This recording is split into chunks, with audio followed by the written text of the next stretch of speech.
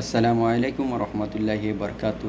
I love you শব্দটা খুবই একটি ছোট, কিন্তু এই শব্দটার মূল্যায়ন এখন নিউ জেনারেশন যে ছেলেরা আছে বা মেয়েরা আছে, এই শব্দটা মূল্যায়ন করতে পারে না।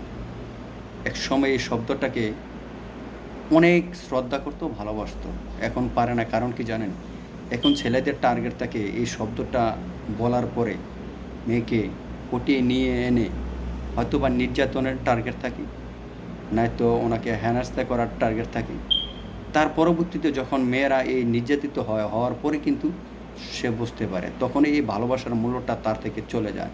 তো এই জন্যেই এই আই লাভ ইউ শব্দটা সবার হয়তোবা মুখে আছে, কিন্তু অন্তর থেকে কেউ কাউকে এখন ভালোবাসে না, কারণ ভালোবাসার মূল্যায়ন কেউ দিতে পারে না। তাই এই শব্দটার আড়ালে লুকিয়ে আছে এখনের প্রজন্মের ছেলেদের যে একটা নারীকে ধর্ষণ করা ও নারীকে তার ইজ্জত নষ্ট করা, তাকে লাঞ্ছিত করা।